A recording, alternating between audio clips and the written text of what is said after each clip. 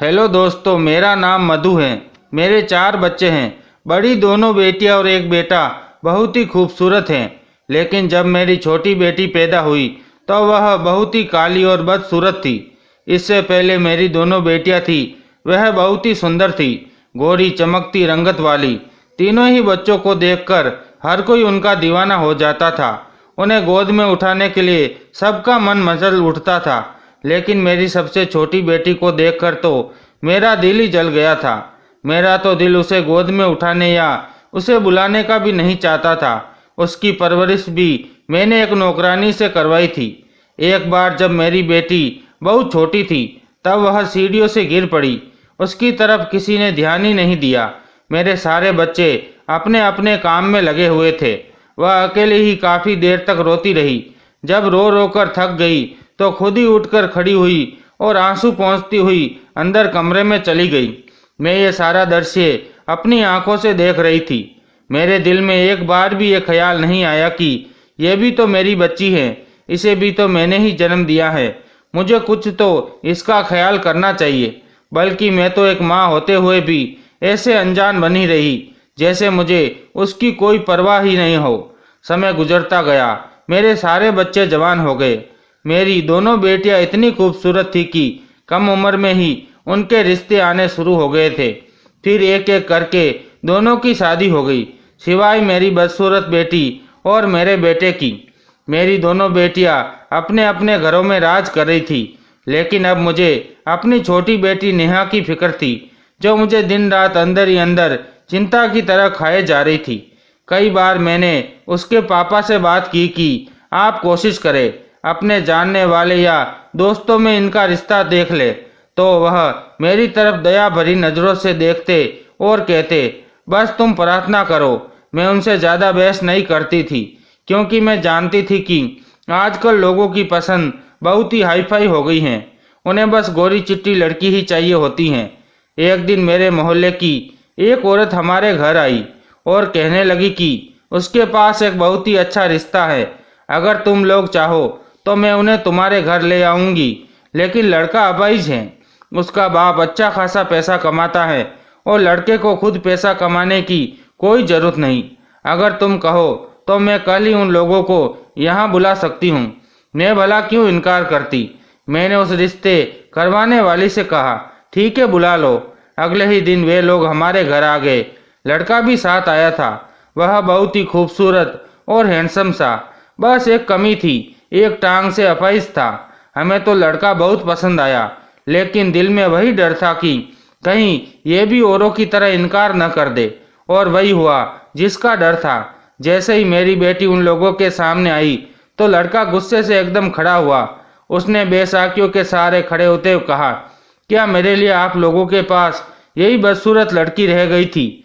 हम सब बड़े ही परेशान हो गए। अगर एक लंगड़ा लड़का इंसान भी मेरी बेटी को ठुकरा सकता है तो बाकी लोग क्या करेंगे? इन्हीं सोचों के कारण मेरी बीपी बढ़ने लगी और मैं बीपी की मरीज बनकर रह गई।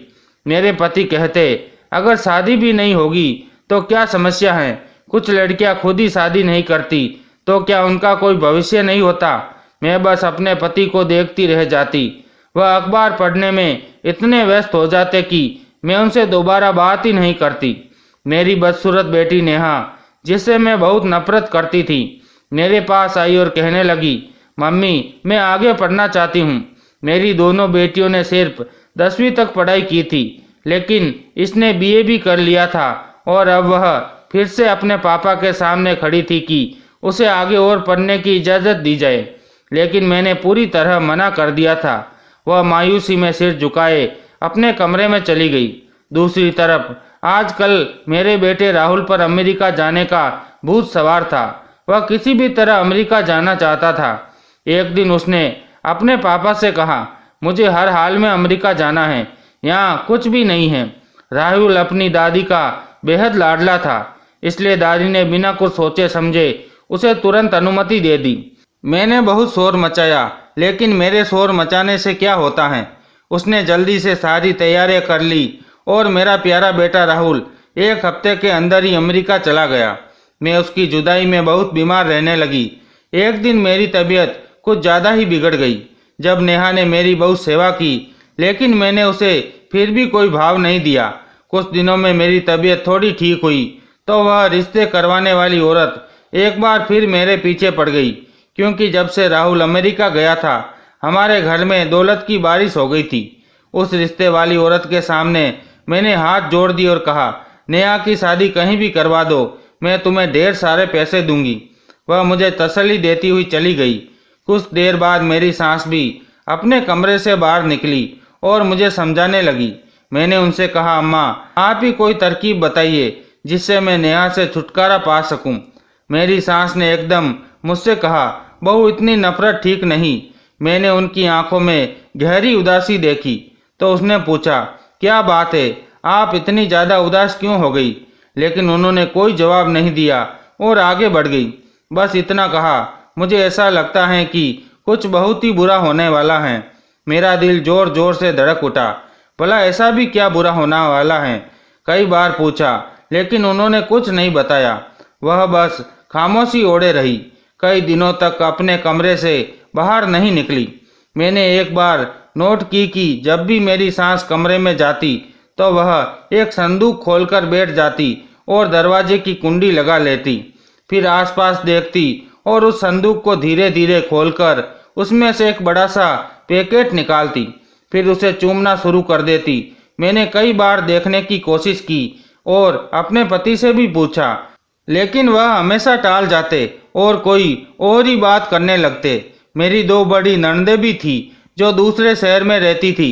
वे कभी कभार ही घर आती थी। इस बार जब मेरी सास की तबीयत खराब हुई तो मैंने अपने पति से कहकर अपनी नंदों को बुला लिया। जिस रात दोनों नंदे आई उसी रात अचानक मेरे पति की तबीयत बिगड़ गई। उन्हें हार्ट अटैक आया और वह हमें रोता छोड़कर इस दुनिया से चले गए। यह सब इतना अचानक हुआ कि मैं तो कई दिनों तक इस सदमे से बाहर ही नहीं आ सकी। मरने से ठीक पहले उन्होंने अपनी माँ से कहा था, मुझे माफ़ कर देना, क्योंकि मैंने भी उसे आज तक सुख देने की कोई कोशिश नहीं की। मुझे उनकी इस बात का कुछ समझ नहीं आया। आखिर वह किसकी बात कर रहे थे? मेरी दोनों नंदे हर वक्त अम्मा के पास ही बैठी रहती थी। जब मेरी सांस की हालत और ख़राब हुई तो मेरी नंदों ने उनसे कहा, अम्मा आपने एक बार फिर अतीत को गले लगा लिया है, इसलिए तो आपकी तबीयत इतनी खराब हो रही है। मेरी सास ने अपने बेटे की मौत का कुछ ज़्यादा ही असर ले लिया था, लेकिन उनका वह संदूक उनकी ज़िंदगी की बहुत बड़ी पूंजी थी।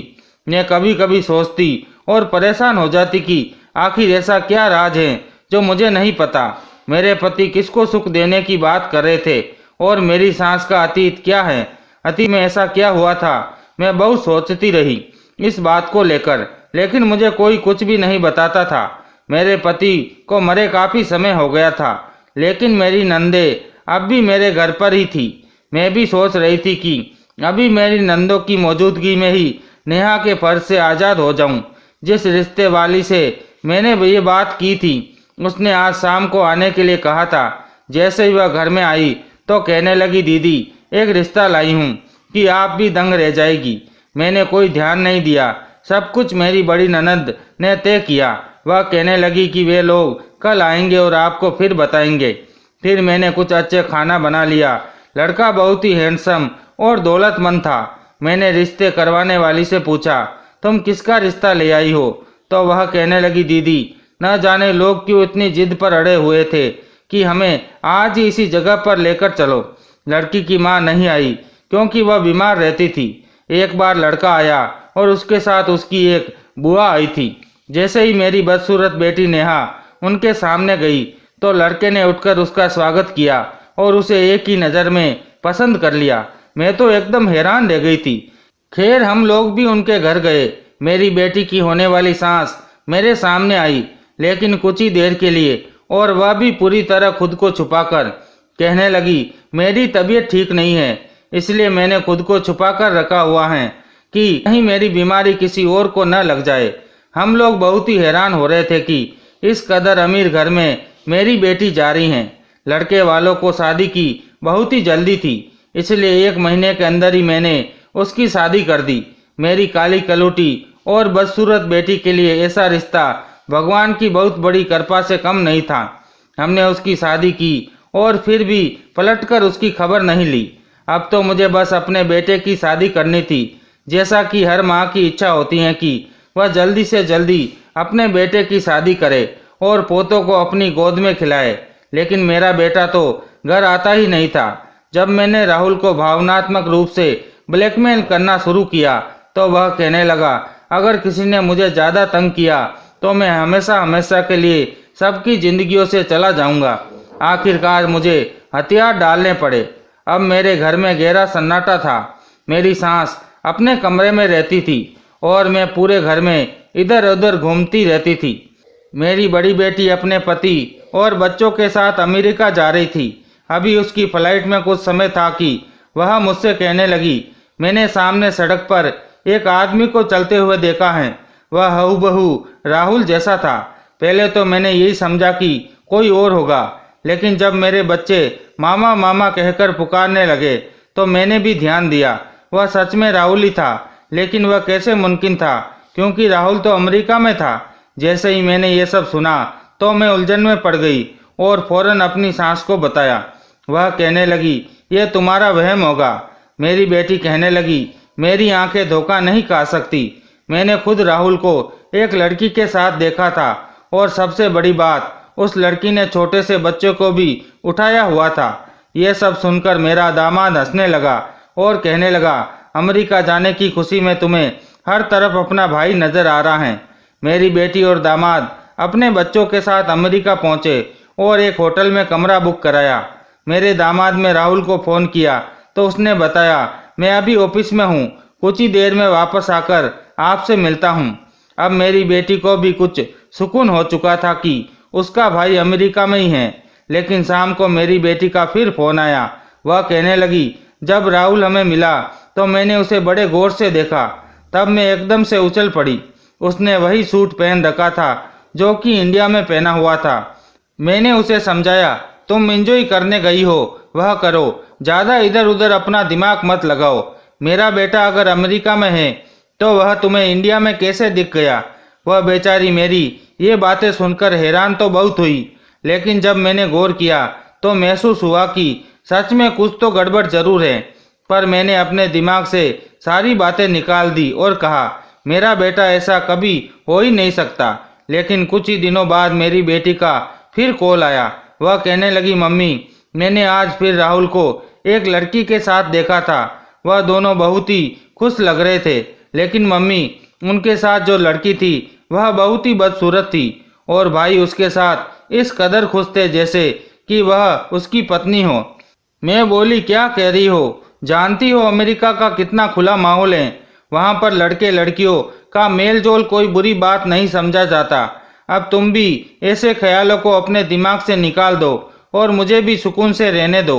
मेरी इस बात का उस पर गहरा असर हुआ।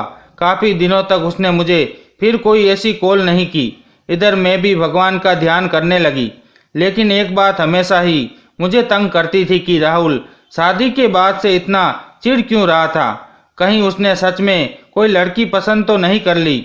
एक दिन यही सब बातें करने के लिए मैं अपने सास के कमरे में गई। जैसे ही मैं कमरे में दाखिल होने लगी, मेरे कदम वहीं थम गए। मेरी सास किसी से फ़ोन पर बातें कर रही थी। तुम वापस आ जाओ, बस एक बार, मेरे दिल को सुकून आ जाएगा। 45 साल बीत गए हैं तुम्हारी सूरत देखे हुए। सिर्फ एक बार मुझसे आकर मिल जाओ, बस एक बार।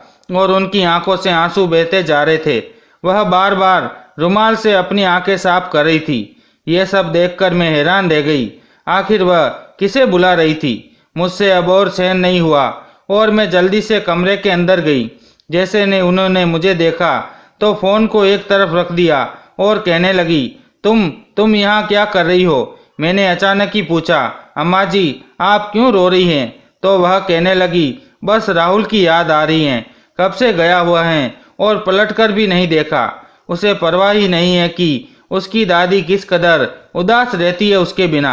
अम्मा जी, मैं भी तो यही बात कहने आई थी। आप ही राहुल को वापस बुलाइए और उसे समझाइए, अब उसकी शादी कर देनी चाहिए। मेरी सास कहने लगी, हाँ, मैं उसे मनाऊंगी, वह जल्दी से वापस आ जाए। उसी शाम दरवाजे पर दस्तक हुई। जैसे ही मैंने दरवाज़ा खोला, एक पागल सा लड़का खड़ा हुआ था। वह मुझे देखकर बोला, तुम तो मज़े की ज़िंदगी बसर कर रही हो और बहुत खुश हो। अपनी बदसूरत बेटी की शादी एक ऊंचे घराने और बेहद खूबसूरत लड़के के साथ कर दी, तो क्या तुम्हारी जिम्मेदारी खत्म हो गई? अरे जाकर अपनी बेटी की खबर लो कि वह किन हालातों से गुजर रही हैं। अगर तुमने अभी उसकी खबर न ली तो भगवान तेरे ऊपर कहर बरसाएगा। तू सारी जिंदगी माफ़ी मांगती रहेगी मगर तुझे माफ़ी नहीं मिलेगी। मैं ये सब सुनकर हैरान रह गई कि ये पागल लड़का मेरी बेटी के ससुराल वालों को कैसे जानता है। मैंने उसे जवाब देने के लिए अभी कुछ सोचा ही था कि वह अचानक चला गया।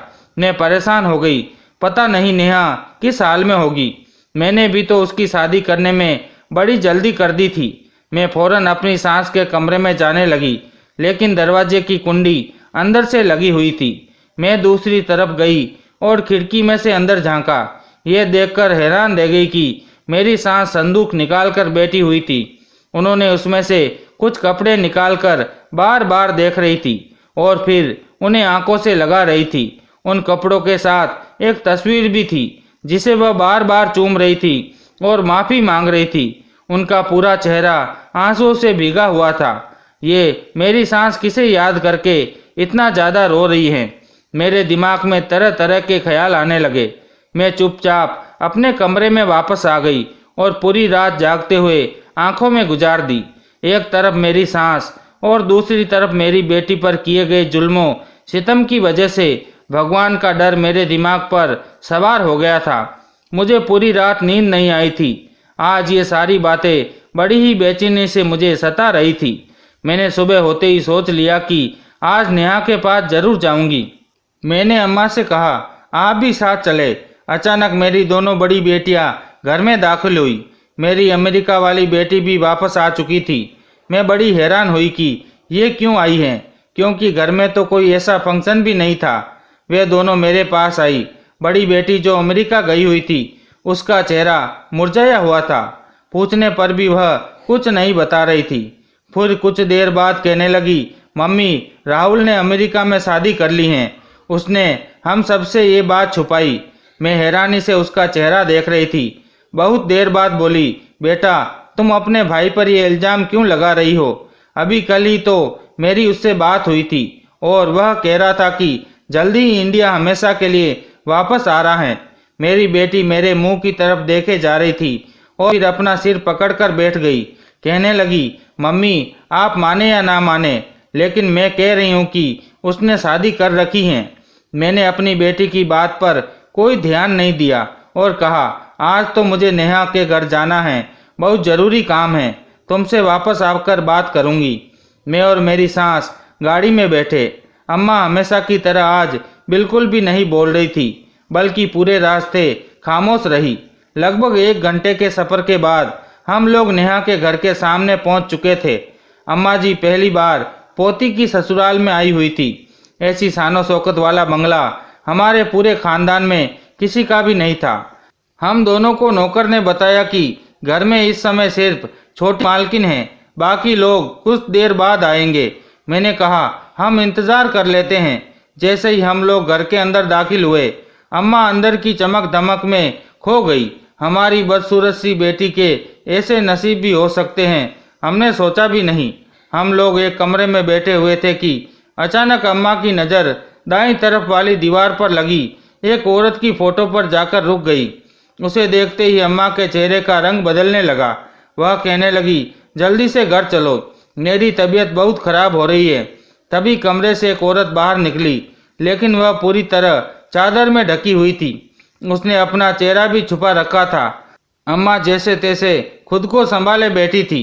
उस औरत ने अपनी बहू को आवाज़ दी तो मेरी बेटी किसी रानी की तरह कमरे में दाखिल हुई। उसका रहन सहन देखकर मैं दंग रह गई थी। वह तो कहीं से भी नहीं लग रही थी कि ये मेरी वही बदसूरत बेटी हैं जिससे मैं इतनी नफरत करती थी। आज तो उसके चेहरे पर अनोखी चमक थी। वह बहुत सुंदर लग रही थी। अम्मा जल्दी से जल्दी यहाँ से जाना चाहती थी, लेकिन नकाबपोश औरत बोली, अम्मा, इतनी जल्दी भी क्या है? आप बैठे, कुछ देर में सारे लोग आ जाएंगे, सबसे मिलकर ही जाना। फिर वह औरत कहने लगी, आप लोगों का बहुत बहुत धन्यवाद कि आपने हमें हीरे जैसी बहू दी है, ये बहुत ही अच्छी है। इसने तो हमारे घर में आकर हमारे घर को 4 चांद लगा दिए हैं। उस औरत की बात सुनकर मैं शर्म से पानी पानी हो गई। क्या मैं सच में नेहा की माँ हूँ, जिसने कभी उसे प्यार से गले लगाया ही नहीं। हम लोग बैठे बातें कर रहे थे कि दरवाजे से एक लड़की दाखिल हुई। लड़की की गोद में एक बच्चा भी था जो बहुत ही काला और बदसूरत था, लेकिन उसे देखते ही नकाबपोश औरत ने उसे गोद में ले लिया और प्यार करने लगी। मैंने तो मुंह दूसरी तरफ कर लिया था। भला ऐसे बच्चे को कौन प्यार करता है। वह औरत मेरी तरफ ही देख रही थी। फिर वह एकदम उठी और बच्चे को मेरी गोद में डाल दिया। मैं उछल पड़ी जैसे कोई सांप मेरी गोद में गिर गया हो। वह बोली, अरे क्या हुआ, अपने ही खून को कौन दूर भगाता है। मेरे पैरों तले से जमीन खिसक गई। मेरी बेटी 3 महीने में ही कैसे माँ बन सकती हैं। लेकिन मेरी बेटी की सांस कहने लगी, नानी की बनने के लिए तो आपको अभी इंतजार करना पड़ेगा, लेकिन फिलहाल आप दादी बन चुकी हैं। उस औरत की बात सुनकर मुझे एकदम गुस्सा आने लगा। मैंने कहा, ये आप क्या कह रही हैं। वह कहने लगी, ये आप ही का खून है, मतलब कि आपका पोता है। मैंने पीछे मुड़कर देखा तो राहुल मेरे पीछे खड़ा था। उसे देखकर मेरे पैरों तले से जमीन निकल गई। मैं आगे बढ़ी और उससे पूछा, तुम्हें यही मुंह काला करना था। जैसे ही मैं और आगे बढ़ी, उस औरत ने अपने चेहरे पर पड़ी चादर हटा दी। मेरी सांस उसे देखकर एकदम से दंग रह गई। मुझे कुछ भी समझ में नहीं आ रहा था कि यह सब क्या हो रहा है। मैं बोली, अम्मा जी, ये सब क्या हो रहा है, मुझे कुछ बताइए। मेरी सांस ने जो कहानी सुनाई उसे सुनकर मुझे एहसास हुआ कि मैं भी अनजाने में अपनी सांस के ही नक्शे कदम पर चल रही थी, बल्कि मैं तो अपनी सांस से भी आगे बढ़ चुकी थी। मैंने तो अपनी ही बच्ची को अपनी नफरत का निशाना बनाया था। मेरी सांस ने बताया कि उनके 3 बच्चे थे, 2 बेटियां और एक बेटा। तीनों बहुत ही खूबसूरत थे। उनके घर में काम करने वाला एक नौकर था, जिसकी पत्नी बच्चे को जन्म देते समय चल बसी। नौकर ने अपनी छोटी सी बच्ची को अपनी जान से भी ज्यादा चाहा था, लेकिन वह बच्ची बहुत ही काली और बदसूरत थी। एक दिन वह नौकर बहुत बीमार पड़ गया। उसके बचने की कोई उम्मीद नहीं थी। तब उसने अपनी 7 साल की मासूम बच्ची अंजू को मेरे ससुर के हवाले करते हुए कहा, मेरी इस बच्ची का आपके सिवा दुनिया में कोई नहीं है। मेरे बाद बस इसका ख्याल रखना, भगवान आपको इसका फल जरूर देगा। मेरे ससुर ने अंजू को गले से लगा लिया और रामू नौकर को विश्वास दिलाया कि वह अंजू को अपनी बेटी की तरह पालेगा। लेकिन मेरी सास को अंजू बिल्कुल ही पसंद नहीं थी, क्योंकि वह बहुत ही काली और बदसूरत थी। जब अंजू उनके बच्चों के साथ खेलती तो वह अलग ही दिखाई देती थी।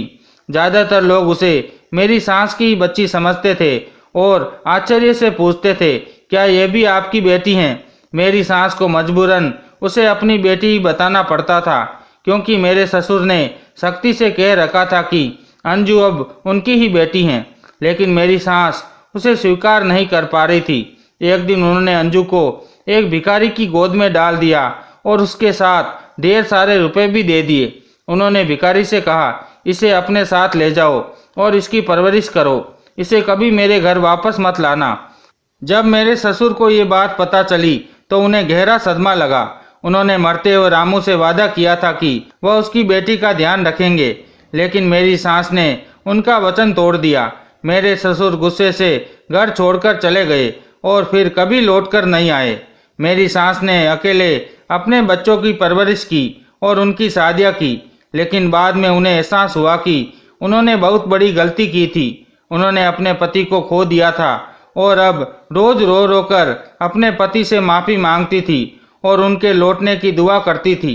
आज जब मेरी सास ने नेहा की सास को देखा तो वह इसलिए दंग रह गई क्योंकि नेहा की सास अंजू ही थी। अंजू के चेहरे पर वही बदसूरती का दाग था जिससे मेरी सास ने उसे पहचान लिया था।